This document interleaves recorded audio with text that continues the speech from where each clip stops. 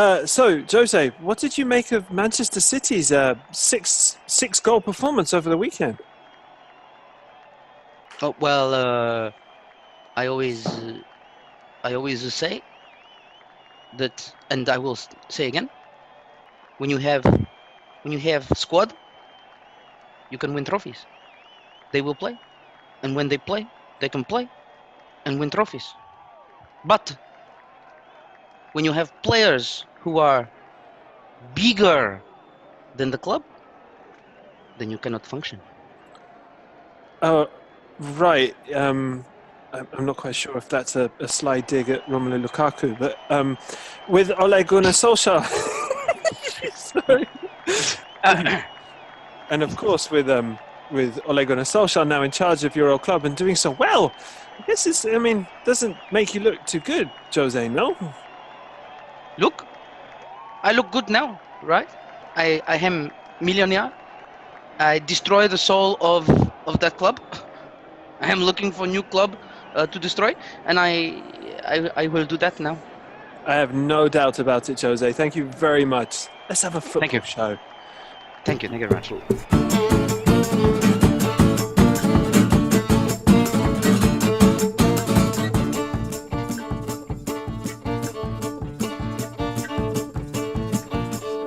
Welcome to Born Offside, a podcast about the footballs in it. Hello again, everyone, and a warm welcome to another episode of Born Offside. My name is Jason, and I love frogs, which is why Dave and I have decided to do a podcast on football. Go figure, right? No?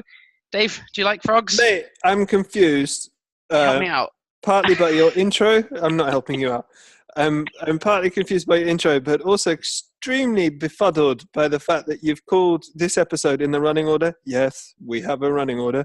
You've called it Mourinho's back. Now, I wasn't aware of him having landed a job. Are we going to be doing an episode where we talk about Jose's, like, his back? Has there been like a picture of his naked back somewhere? Have I missed it? What have I missed? I don't think he's. Do you think he's hairy? I mean, that's the question on everyone's Sure. lips at the moment, isn't it? I think he's 100% a hairy back man, but he's a 2,000,000% he gets that waxed. Even if that's that slight chance that he doesn't have a hairy back, even if that is the case, he's still getting it waxed. Yep. Still gonna Sure. that's it. Just for a giggle. Well, if is he the kind of person that? Because he would be, wouldn't he? He's sort of, or at least he was when he first arrived in the Premier League. He was suave, sophisticated, James Bondy. I'm gonna go. Now he's more like bum under the bridge kind of. I can't be asked with anything. I'm just gonna whichever way I wake up, I'm just going to go into work, and then that's that. Well, so and I then reckon in the third season, he gets the buzz cut. I mean, I think that's a thing that's almost scientifically proven that Jose, first season comes in, kind of sorts out, lays down the law. Second season, wins a bunch of trophies. Third season, pisses everybody off, gets a buzz cut, and then it's just a couple of months until he's out the door. And so what gets me a little bit is that I reckon at the beginning he was probably doing a lot of this waxing. I'm just going back to the waxing thing because I think the waxing thing is very appropriate for this moment in time. I think at the beginning he was doing a lot of waxing and he was going for it. But like when it's very similar to like when you stop shaving as well. If you stop waxing, then it grows. Stuff grows in sort of proportionate measures. So I reckon what was happening was in the beginning he was waxing his back. Everything was going okay. But by season 3 of Man United, he hadn't waxed for about 6 years. So we're looking at there's some werewolf activity going on in his back, and I think it's past waxing. I think it's onto shearing. Could well be. That might explain a lot behind why he had to stay in the Lowry. If those hotel walls could write a book, I would read it. Oh, mate, I'd be reading that book straight off as well. That'd be good. Someone should do like a mockumentary or like a faux documentary, like Fly on the Wall, and all it is just Chelsea coming home after various defeats. Get out of my way. Hi, Mr. Mourinho. Hi, Mr. Mourinho. Good evening, Mr. Mourinho. Said, There are shut up. Maltesers in the what's in the minibar. In the It's a good minibar. day. I celebrate Phil Jones's face. Sorry, my Mourinho comes out very Russian. He grabs one of the guys by the throat. Are there Maltesers in the minibar? Yes. Like, sir, yes, there are the Maltesers there. They're there, I promise. Good. I liked them. Along with Twix. And don't forget to remove the hairs from the shower this morning. It was all everywhere. And anyway, where's my wife? London. Right. Yeah, London with your kids. It was he's mate. He is back. He is back. We're not going to be talking about his back, but he is back. And Mourinho is now, would you believe, hosting a TV show on Russian television where he will be reviewing and I assume previewing as well Champions League from March the 7th onwards. Only review. Yes, most preview. only review. mustache review. No preview. I don't do previews. You're no play for review. Mate, Mo is which of course is short for mustache, of course. So he is reviewing his mustache on Russian television, which of course will be very, very, very interesting. I think, for this might actually be what he needs to do, because, there's all the talk of obviously about Mourinho being outdated, not keeping up with the tactics of modern days. And he's not, is he really? He's been really rather terrible. So, maybe this is it. Maybe this is what he needs to do. Just get on Russian TV, the first few episodes everyone's going to be watching, that'll be, and obviously so there'll be mass crowds and stuff and everything. But after the first couple of episodes and stuff, people will start tuning out and he can start doing whatever he wants. He'll start killing random farm animals. He could start, throwing, sticking marbles into, anyway. Yeah, he could start doing whatever he wants on that TV show. No one's really going to stop him, are they? So, so that should be hosting it. It says here in this link what you've sent me that he's the host. Yes, I know. Yeah, that's what they say. So it's not just punditizing; he's actually hosting.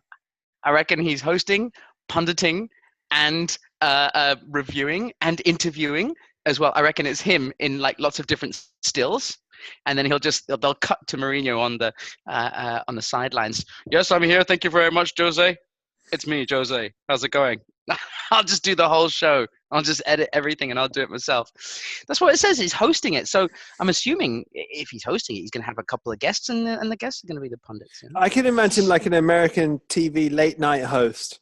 And Rui, what's his face? What's his long time suffering? Louis Ferrier will just be the assistant guy at the back who's like gets the thing for people to play. Lights. Rui, it's not working. Oh, fuck you. It's not working. You like the thing with Russian people. I think it worked well for you. Mate, it's not the first time Russia's tried to hijack someone of such high value to British Premier League. Mate, John Terry almost went to Spartak Moscow earlier in the season. And, it was such a sad moment for all of us that it didn't go through. So I guess Mourinho's the next one up. So they'll shift there. Does he speak Russian? I doubt it very much. I think Portuguese sounds a bit Russian at times. Sometimes, yeah, certainly when you're drunk anyway, it sounds very Russian. But people often compare it actually to it. So, but no, there's nothing to do with it. It's completely different, unfortunately. But who knows? He speaks a multitude of languages, so who knows? Mate, let's move on. We've got plenty to talk about, plenty to get through, get our teeth into. And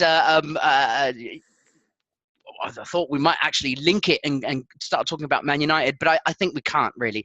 There's only one place really that we can start today's podcast. Mate, it's at the Etihad. this Sunday where Guardiola's team gave Sarri's boys a good old spanking, really, didn't they? It was, mate. Mate, men against boys, right? I would like to offer up a few different ways into this narrative. Right, Shoot. We can attack it from a number of ways, because the commonly delivered way of talking about this is Chelsea's absolute humiliation, complete tearing apart by Manchester City, as you just said, men against boys, destruction, annihilation, and all of those are beautiful, beautiful things. They really are. But I'd like to approach it from. We could spend, 10 minutes talking about Aguero's miss. Like, yes, just Aguero's miss. Well, do you want to start there? The very fact that no one else is talking about that miss. Yeah, testament to how well Sergio did. Good on him. Yep. And B, how completely destroyed Chelsea were. We could also talk about how fat Higuain appeared, when put next to in the vicinity of someone like Raheem Sterling. We could talk about that. We could talk about Sarri disappearing off into the dressing room. I don't think I've seen anyone. Sarri was literally like, "Nah, I'm off." He didn't even have that moment where he thought, "Shall I shake Pep's hand?" And because apparently Pep and Sarri are buddy, and Pep's been to Sarri's house in wherever he lives in Italy, and they've had dinners before, and Pep has said that he believes Sarri to be something of a genius, right? They're there's no animosity between them, but Sarri was like, boom. They've murdered a pig together, I cannot even look at him. Yeah. I cannot even look at him. I cannot talk to my friend. It's embarrassing. I'm going. Prego. I'm gonna. I not talk to Peppa. Hey, you gotta talk to Peppa. He played again. No, I not talk to Peppa. I go only to the toilet. Straight on the bus. And Zola went up to him afterwards, didn't he? Hey, he probably whispered. I really think this is what happened. He whispered to Gianfranco, because we're on first name terms, just before, and he said to him, Franco, fuck that. I'm not going to do it, okay? I'm not going to shake his hand. There's no chance. You go and tell him something weird like I didn't see him or something. Just go, Because the way he shot down, he really did. Guardiola had his hand out for at least 15 seconds, shake it. Hey, shake it, in his face. He still walked past him like a 67-year-old Chelsea manager would, I guess. I guess it makes sense. I think Sarri went straight to the bus and was just like, drive, prego. Come on, let's go. What about the team? Forget it. Let's go. They don't deserve. None of them. I'll get a new team. Let's go. But even little N'Golo Kante? No, especially him. Let's go. Let's go. How many children do we have in the academy? Bring them back. All of them. Bring them back. I need to go check out the kids now. Start preparing for future. Even my Sarri's gone Russian. It was very strange because I watched a number of interviews, and of course Sarri and Guardiola both said that there was nothing to that non-handshake, but the feel of it was just, your team gets spanked 6-0, bang, it's something that you wouldn't be too surprised at seeing, regardless of whether they were mates or not mates or whatever. We don't know what kind of needle happened during the match. Things can happen like that, and besides best mates, you do that with your best mates, If any team of mine played any team of yours on any level in any way, shape or form, let alone as managers of it, and you beat me 6-0, sorry mate, I wouldn't hang around. I'd be gone. No, exactly.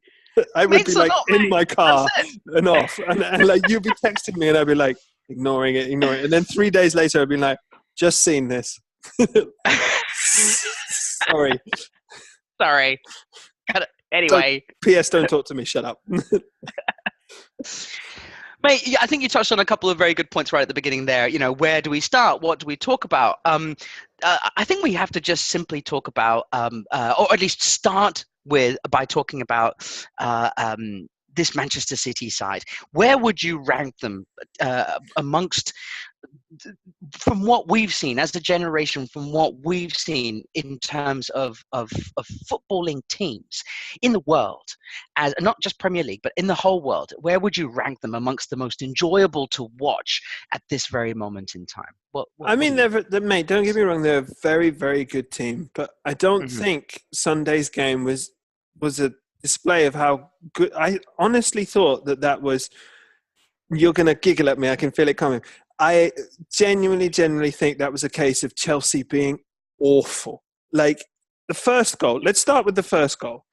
It takes two to tango. So yes. But like, I don't think City did any more. Like, it wasn't like you were watching City and going, "Where have they pulled that goal out from?" Yeah, anything for like sure, that. for sure. The first goal, Bernardo Silva is in so much space. I mean, Alonso, who's supposed to be a left back, from a static free kick where the game has been delayed, and De Bruyne has gone. Well, he was reading a newspaper, wasn't he? There's no one anywhere near him. I'm just going to pass the ball to him, and then so that sets Alonso up. was waving to someone in the crowd. Hi, Mom. You know, what was he doing? Seriously, so bad. So that was horrendous. Then the second goal. I'm trying to remember which one. The second. Hang on. Between the first goal and the second goal is the Aguero miss, right? Yes, and that's right. Yeah. That is horrendous defending. The ball comes in, it comes out to Bernardo Silva, and it's like a FIFA game, like like. Did you FIFA just say 90, Banana Silva? Banana Silva. That's his name. I like that. But it was like a banana because he boomeranged, but on FIFA 97, like, and he just like got the ball and he was like run back around and do same position and cross from here, like. And like, I mean, and Aguero's missed it, but like, it was horrendous defending again. The second goal, I think, was the only high quality goal where you've just got to shrug and say, fair on him. He's scored. He's Aguero's first, which, by the way, that's the Zivchenko. Aguero doesn't score that goal if he hasn't missed the first one, right? Because he's clearly just pissed off at himself for missing the first one. Angry, isn't he? Then and the keeper gets a hand to it as well, but he's just not. I thought Kepa was poor. I thought I think De Gea saves that. I think so. I really do. Yep. Like, I think Alisson saves that for sure. I think Edison at the other end saves it. The third goal is the Barkley horrendous mistake. Oh, I felt kind of sorry for him, but that's really poor defending. The fourth goal, he's an idiot there. Because if you do look, he is actually trying to. He's got an idea of what he wants to do, and it's to try to cushion the header back to one of his players there, and it's just the stupidest thing you can. Mate, sometimes like you see players like, and it's a good idea, but they execute it wrong, or sometimes they execute and but like that was a bad idea and bad execution of a bad idea. It was ridiculous. Really bad. Yep. That's a horrendous goal. The fourth goal, I'm sorry, but I think Kepa should save that. Like, yeah, it's gone through him a little bit, hasn't it? So, that's not good. The fifth goal is another one where I thought that who is it? Bernardo again? Is it Banana Silva again? Who gets into the banana? I believe it is. Yeah, crosses it. Sterling, and then the sixth goal, Azpilicueta, like literally just gives up. It's like, fuck this shit. I'm having a swing at him. Like, and then Mike Dean takes a little bit of a shit to give the penalty. Like, just, gives it a squat. Ben. But yeah, I don't know what you thought. And fair play to City. They played well and everything. They are a very exciting team and they play football the way, blah, blah, blah. But I thought Chelsea were poor. Really poor. Well, I thought it was at times a slightly strange match because there were moments where you saw little individual moments of brilliance. For example, from Hazard, where he had that mazy run. He was up in the really poor though. Like once he decided he didn't want to play, he was terrible. Yeah, no, very true. And I think Higuain must have been wondering what on earth's going on, to win 5-0 the previous week, have such a buoyant atmosphere in the dressing room. Everyone's happy. Everyone's going for it. It's been a bit of a good. They go into training the next day. Yeah, everything's very happy. They got on the bus to go to the Etihad. Yeah, we're still buzzing. We're still okay. They get out First 20 minutes, bang, bang, bang, bang. What are they? 4-0 down in 25 minutes. It was No, it's like 19. uh, I think it's like uh, 19 and it's 4. Like, I think it was sub 20 minutes, wasn't it? By the time it was 4, it was certainly no. sub 25. Yeah. So it was 25. Gundogan got the fourth on the 25th minute. So So Aguero, a Sterling on quarter of the 4. game is gone. A quarter of the game is Quarter. gone. So And mathematically, 4-0 down. mathematically, we're talking about a 16-0. There was a possibility. And you know what? 16-0. Mate, at that time it looked on because that 4-0 should have been 5, right? Like, Yes, I mean, Chelsea were lucky to only be 4-0 down after 25 they minutes. really were. Well, and at half-time as well. But, I mean, they took the foot off the gas, didn't they, Man City? Quite visibly after they got the fourth goal. Wonder why. It's like, how can you stop? But then you credit Mourinho here, you see. Mourinho is then going, just be careful because stranger things have happened, where a team go 4-0 up against another very, good quality team or even a lower team lower in the division. And the other team has come back and drawn 4-all. You as a Tottenham fan may have remembered certain comebacks for things like that, but who knows? So it is possible, and you need a manager to be able to kind of say, "Hey, just bloody be careful." I think that wasn't the message that Pep and Arteta were giving, though. Did you see Pep and Arteta in the second half? They were like sat there on the sideline going, "This is getting a bit embarrassing for them. I think we should we do that?" No. No. Like Pep is always so animated. Second half, he was just kind of sat there, just kind of like, "Oh, watch a football match." Yeah. Do you think he felt sorry for Sarri? Oh yeah, did you see Pep's comments post match? He Yep. he spoke at length about how difficult his first season at Manchester City was, and how he only stayed because cheeky, what's his face? Yes. He knew him, but and he believed him, and didn't have to persuade him. But think about Guardiola's first season. Amazing start, very similar to Serie. I think they won their first 8 games, something like that. Yes, and then they just fell apart.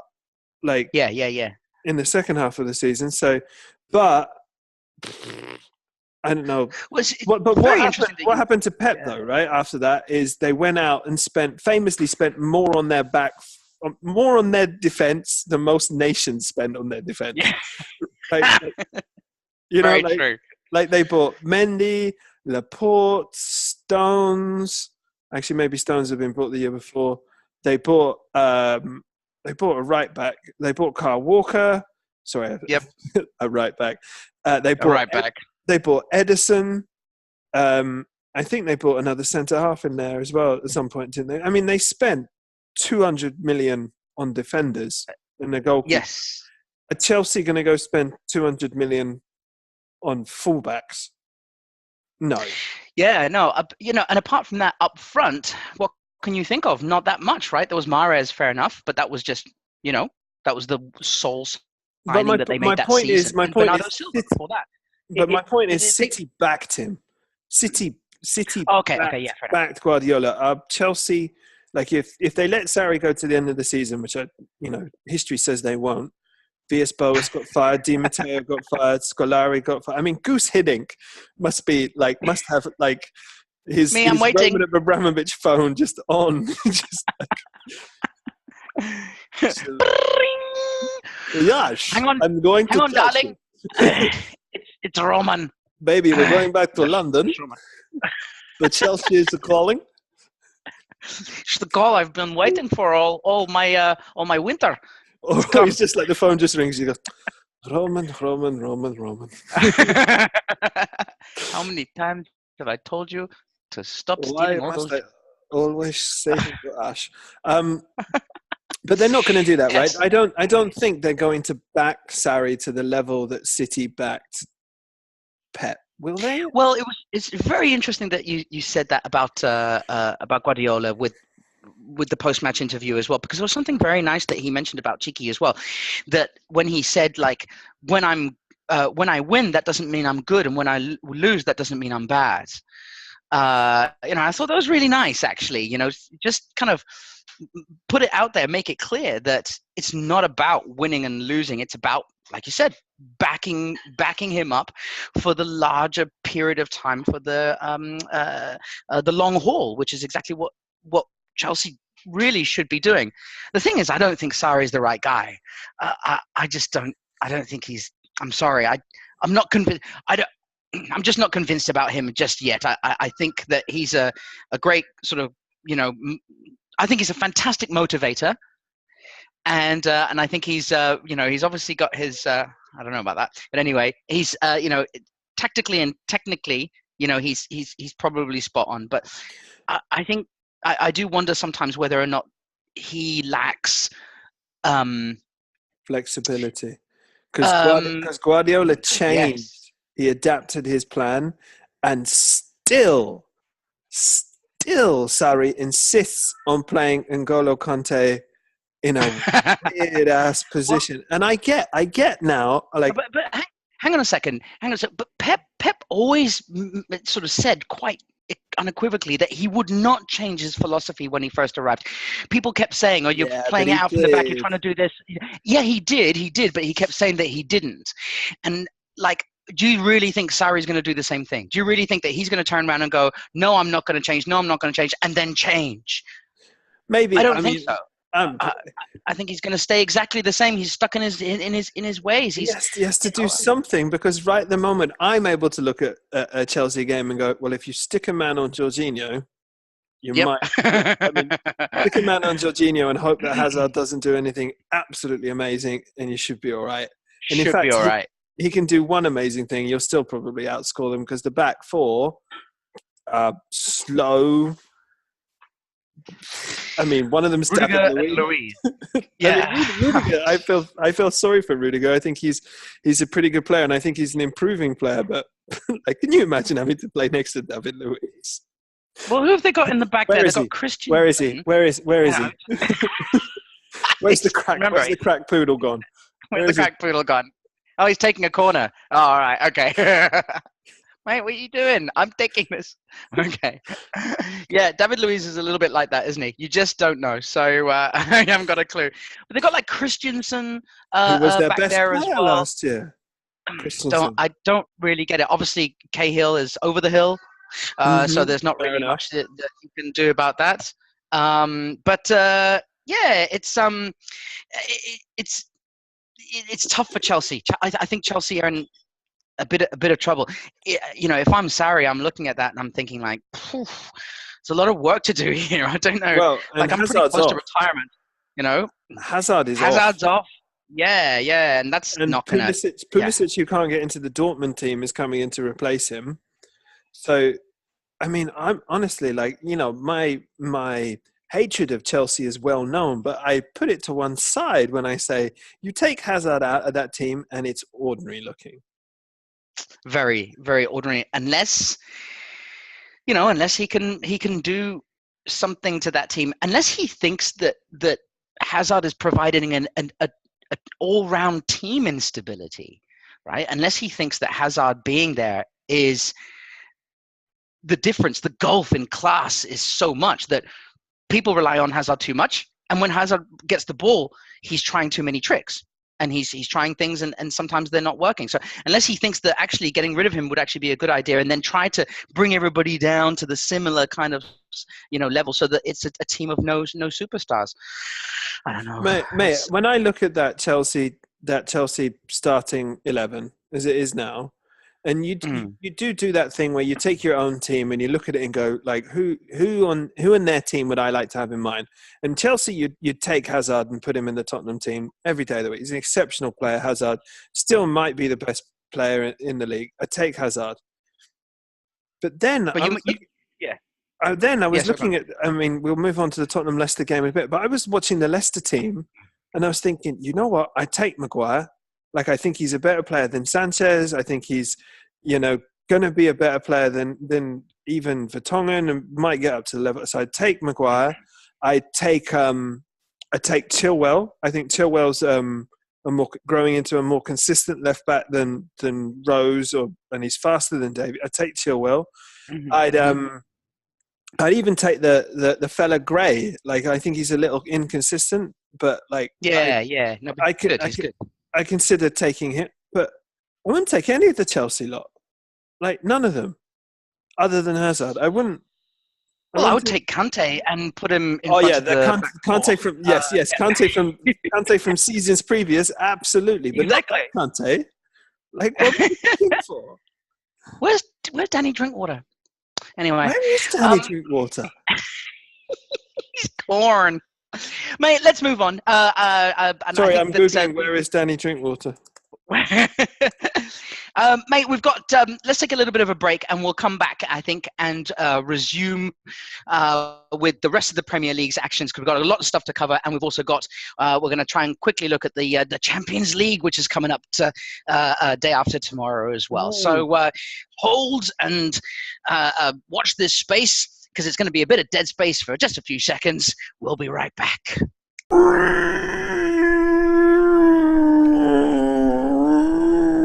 Where is Danny Drinkwater? It's a valid question. Maybe we'll get an answer in part 2. Welcome back to part 2 of our installment of Born Offside. Mate, let's get stuck straight into the rest of the Premier League. Obviously, with Manchester City's mauling of Chelsea threw them back up into top spot, even after Liverpool on Saturday had performed rather convincingly against Bournemouth, as you predicted as well in the previous show as well. I predicted that Manchester City would win, they won. I predicted that Liverpool would win, they won. I predicted that Tottenham would have a tough time against Leicester, they had a tough time against Leicester. I predicted Manchester United would win, they won. I predicted that Arsenal would win, they won. I predicted that Watford would win, and they won. I got the rest of them wrong. Pretty good though, good going. Yeah, basically I predict all of the big 6 teams to win, and they won. Genius. Well, you guys, you saw it here first, and I'll tell you what, mate, Mr. Mystical Dave, which is what I will be calling you from now onwards, although I don't see what the point is, because you're going to give me the answer to it right now. Who's going to win the Premier League this year? One of Liverpool or Manchester City. All right, Liverpool played Bournemouth on Saturday. The kickoff was obviously before the Manchester City match, and Liverpool did admirably well. Gigi Wijnaldum came back and scored an absolutely beautiful goal to make it 2-0 after apparently having suffered from diarrheic problematic situations not just a couple of days beforehand. Mate, I put it to you. If you had severe diarrhea just before a football match against Bournemouth, what would you tell your boss? Would you be you'd be game on playing? What would you do? No, fair enough. Call in sick, wouldn't you? Quite frankly. Yes. Mate, boy, Gaffer, I've got the shits. Not Gigi. No, not Gigi. Gigi was like, Matt, Gaffer, I got the shits, but mate, I'm playing. I am playing. Check this out. Watch me. Every time I fart, I'd actually it's like going into overdrive or something. Mane came out very early on with a header on 24 minutes, Wijnaldum on 34 minutes, and Salah wrapped it up just after half-time as well. Pretty convincing win for Liverpool. Would you say Liverpool are back now after their momentary we discussed this before, that was the perfect partner for them to play. Like, yes. we said that Bournemouth is, good for them. Title race is fully on, but like Liverpool must have been feeling confident after that win. They won 3-0. They must be feeling good. Pressure's now on Manchester City. 4-0 after 23 minutes. It must be depressing. It's like the juggernaut is coming. Won't stop. Run, you fools, run! Right, and it's a pretty crazy. Poor old Liverpool. Liverpool, I thought they played okay. I thought they played some good stuff, some scintillating stuff. In fact, in some points, but it wasn't Manchester City, was it? No. That's the thing that sort of gets to me. Like Pep was goading them with, like, the league could be won by goal difference. Lads, score 6. Mate, and coming up very soon, obviously they've got some mouth-watering matches. We'll talk a little bit later about Liverpool versus Bayern, which is which is obviously their Champions League match coming up, and then what a night that'll be at Anfield.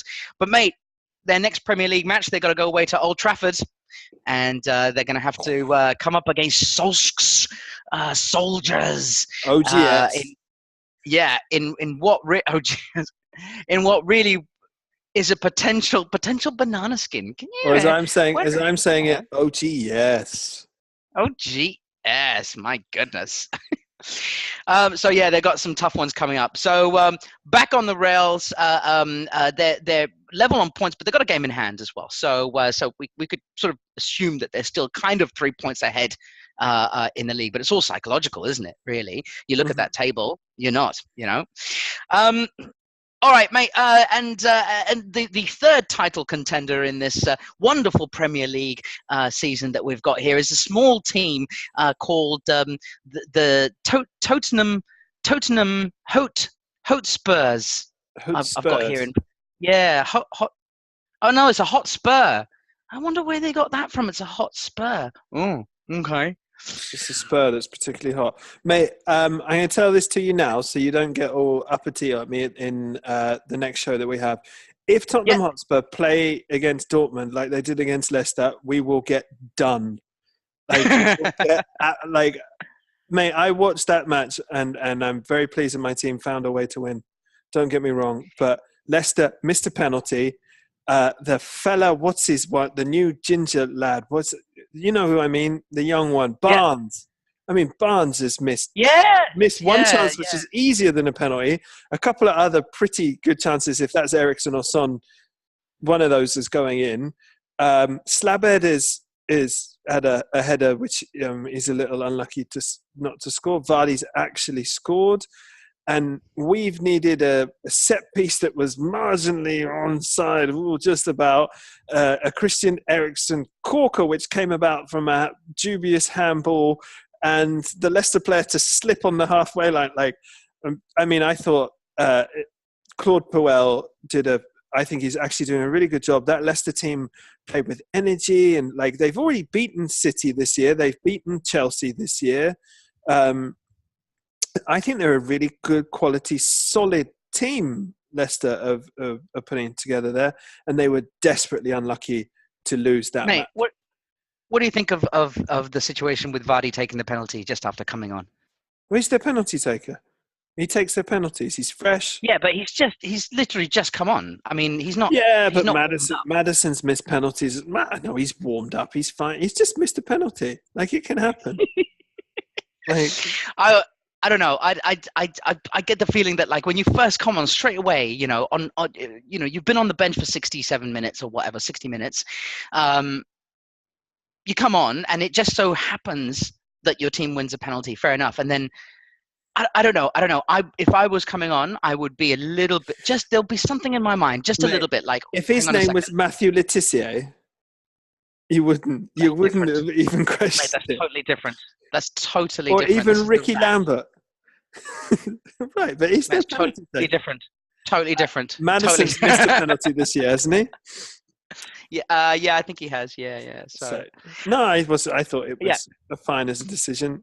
Well, it was a good save, admittedly. In fact, I think Lloris he's come back after that early season drunk driving blip, hasn't he? Really, I mean, I think he must have been drunk for the first 3 months of the season, full on. It must have been funny during training, but Pochettino must have had enough of him by Christmas and was just like, you know what? Look, I'll give you Christmas.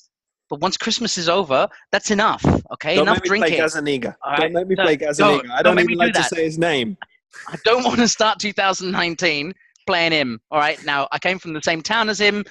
We grew up together or in the same neighborhood, but we never met. But his name makes me uncomfortable to say. So please sort it out, would you? World Cup winner, captain. Hello. And I don't think his saves were ever the quality of his saving was ever in doubt. It was his decision making seemed to be a little bit in doubt. But he seems to have come through that a little bit, doesn't he? He seems to have. He's doing all right. Yeah. Hugo. I'm All fine. right. Okay. I'm fine with Hugo. What else? Sonny Humanen took the goal very well, I think, at the end, didn't he? That, under pressure. Admittedly, it was 2-1 anyway. But if there's anyone that you want running from the halfway line, 1-on-1 with the keeper, I think Sonny's your man, really, isn't it? He is these days. But I'm telling you now, we turn up and play like that against Dortmund, and we'll have our asses handed to us. Like, really, mate. Sancho must have been watching that space between Danny Rose and Jan Vertonghen and going, "Oof, hello, I'll have some of that." Mate, Jadon Sancho, I never imagined that this would happen. I never, ever could have possibly imagined. And I still am a little bit on the skeptical side, but it's more because I just can't believe it, that Manchester City would let somebody like this go. I mean, Messi was playing by the time he was 18 for Barcelona. Sancho looks, and I'm not comparing him to Messi or anything. I can't compare him to Messi, but Sancho looks the real deal. He looks really bloody good. Well, they offered him a lot of money to stay, but Pep wasn't going to promise him first team football, so he left. It's incredible. Yeah, look, now there's another one where you must wonder whether there's a language barrier thing, because I wonder whether or not if Messi speaks Spanish, Guardiola speaks Spanish, they're able to communicate a hell of a lot better, a hell of a lot more. I wonder whether or not there was a communication issue there between him and Sancho, because Sancho, he could have just explained to Sancho a little bit better. And then within a few months, I mean, it would have been nuts not to have played Sancho, right? I mean, I don't know. I mean, you've got Bernardo Silva and David Silva and Mahrez, and I don't know. I don't think it was the most outrageous decision in the world. I mean, you look at Phil Foden. I don't think you could, who's also probably as promising as Sancho is. I think you probably can't afford to keep both of them. You have to let one of them go. And Foden is the Manchester City born and bred boy, isn't he? So, very true, very true. All right, mate. Well, good luck on Tuesday versus Sancho. That'll be very interesting to watch that. But and mate, look, Tottenham are at home. Wembley. Ish. And the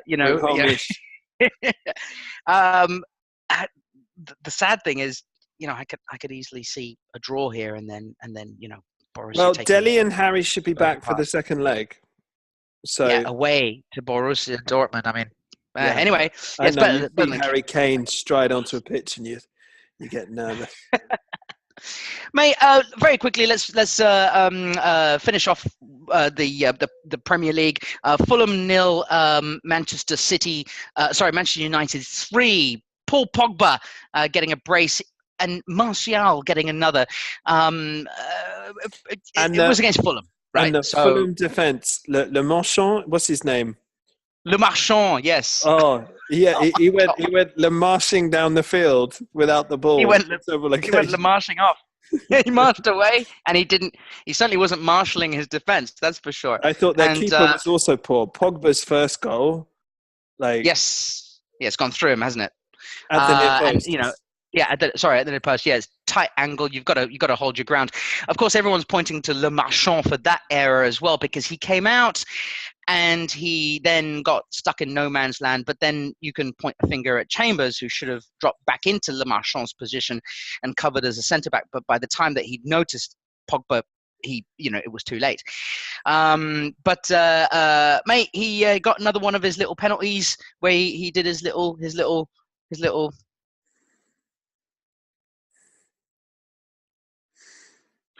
and then scored. But Martial's goal was quite nice as well. Although again, Le Marchand sold himself like a bloody kipper, didn't he? Martial was like a cat, kind of about getting into a fight with two puppies. It's like shit. I'll just let him go. Wait, get the ball. Oh shit! Fuck. Take one for the fucking team, for fuck's sake. You've heard that expression before. Take one for the team. No one's going to blame you for taking him down in that position, you idiot.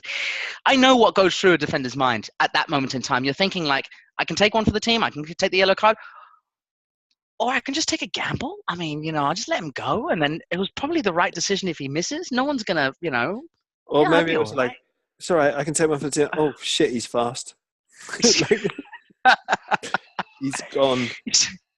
Well, it's when your manager goes, stick a leg out. I did, boss, but it was too late. I stuck my leg out. He'd already gone past. Far too late. 3-0 for Manchester United. Manchester United now up to 4th in the Premier League. The first time that they've been. I'm telling you, Ole gets through against PSG. OGS wins out against PSG. Give him that job, Yep. mate. And I'm telling you now, Neymar is out on Tuesday, and Cavani is now out as well. So it's absolutely. basically the entire Manchester United 11 against Kylian Mbappe and a half-fit Marco Verratti. And that's it. A half-fit swearing Marco Verratti. There's another player I'd love to watch in the Premier League, Marco Verratti. I'd love to see him in there, but we'll talk about that maybe another time. Look, they're doing really well, Manchester United now. You've got to be concerned, I guess, in many ways, because the wise old Rio Ferdinand tweeted earlier in the week, "We've got our United back." So fun and games. We're 9 points in front of them. We should be all right. Also, Chelsea and Arsenal are not really doing much, so I feel kind of safe in the Champions League. Mate, the other Champions League contender is Arsenal. They beat Huddersfield 2-1. Not really much to say, really, with this, is there? Apart from Huddersfield still can't score and still need to rely on Kolasinac for an own goal to even get anything on the scoreboard. The only pointer there, and the news seems to be coming out that Ramsey is definitely going to Juventus. 400,000 a week, apparently, is what's being. You've seen them coming. Wow, gosh.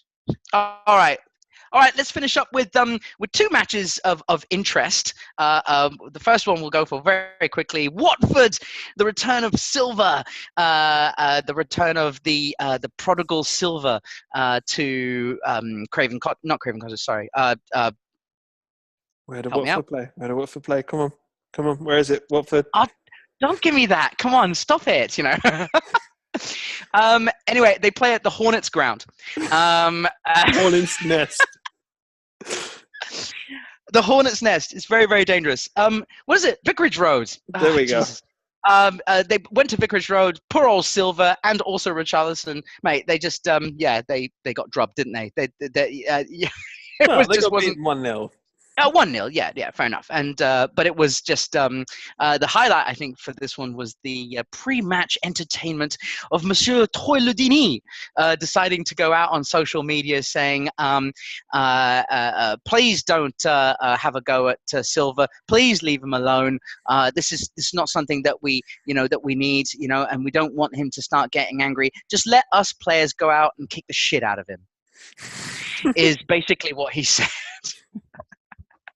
So, mate, man of quality words is our Troy Deeney. Should he shouldn't really be saying shit like this, should he? I mean, it's good fun for us, though. He is entertaining. It's good fun for us. Keep him. We got the non-keep box. Mourinho, non-keep. Mate, Troy Deeney. Mate, we'll push the time. Get on with it, because I want to talk about the thing you don't want to talk about. All right, then. Okay, here we go. Southampton against Cardiff. God. No. All right, well, let's finish this podcast with this. Southampton versus Cardiff. It was an absolutely horrible event. Southampton 1, Cardiff 2. The Battle of St Mary's, I think it will get known as. Not really. The Forgotten Battle of St Mary's will get known as that. Southampton 2, Cardiff. Southampton 1, Cardiff 2. Just dreaming. And a really entertaining match of football. Sol Bamba scores the first on 69, and then Jack Stevens thinks he's leveled it with 91 minutes on the clock, only for Zahor, appropriately named, go up the other end and score on 93 minutes to make it 2-1. My favourite part of that was how tired Zahor looks after he scored. He is. Yeah, he doesn't even. I think everyone else goes off and celebrates, and he's just like. It is really quite funny because you've described it perfectly well. All of the Cardiff players are off in the corner, and I'm like, which one of them's scored? Where's Yeah. Who's the Where is like? It was an unbelievable match, and look, for Cardiff fans, this has got to be and for Premier League fans, I think as well, this has got to be the match of the round, because it was just amazing. It was just amazing if you're a Cardiff supporter. Or any other supporter, if you're not a Southampton supporter, basically. Where to? Mate, like, you're going to be looking over your shoulder now. Like, I mean, like this. Like, a little bit. They're coming for you. They are. Neil Warnock is coming for you. He's coming for his rabbit hutch. That's what he's doing. He's already ahead of us. What are you talking about? Oh, is he? Yeah. We're in third in relegation now. So third spot in the relegation. We're there. So. Mate, look. To be honest, it was extremely disappointing. Obviously, gutted. Now that the dust has settled a little bit, it's it is. Still horrible. Yeah, still, pretty much. So yes. Yes. Look, I'm not happy. Let's just put it that way. Stevens has made, it's like individual errors, yes, possibly, but actually, I thought basically Southampton lacked creativity. They had most of the possession, they had most shots on goal, they had most corners, they had most free kicks against, they had most whatever. This, in terms of statistics. When you actually watch the match, Sol Bamba actually scored with his first. Cardiff's first corner, their first attack on goal. It was after 65 minutes. They hadn't done 67 minutes, whatever. They'd done nothing all game. But to be honest, it was a very bad match a bad football match anyway. And Southampton played extremely badly as well. They just weren't able to create anything. We'd had like 3 shots from distance. Shane Long looked like he didn't want to be there. Højbjerg had a bad game. Which is sad, really. And the rest of the team, I thought Ward-Prowse was bored on the pitch. That everybody just lacked creativity. They did not seem, to be able to do anything. Anyway, it was horrible. Can we leave it there? Yeah, go on, leave it there. Let's go. Let's go watch some. All right. Yeah, we've got Champions League draw coming up on Tuesday. Manchester United against PSG, Roma against Porto, and on the Wednesday we've got Ajax against Real Madrid, and then Tottenham versus Borussia Dortmund. Ladies and gentlemen, thank you very much for tuning in. Make sure that you subscribe to our new YouTube channel and also do all the other things that you need to do in life, like the shopping. But make sure you subscribe. Yeah, exactly. Get that shopping in. Next week, shopping podcast. We'll be back on Thursday with a podcast to review the Champions League. I think that will be a good idea. We'll see if we can anyway. But then we've got the FA Cup this weekend, so we might take a little bit of a breather in terms of podcasts. And then we've got the second part or installment of the Champions League with Liverpool, Manchester City. In action, and then I think one of the thigh rubbers of that one, Atletico Madrid against Juventus as well, which will be very, very defense on defense. Oh, it's gonna be nice. Who can out defend the other? All right. Well, thank you very much, everybody. Till next time. Ciao. Bye.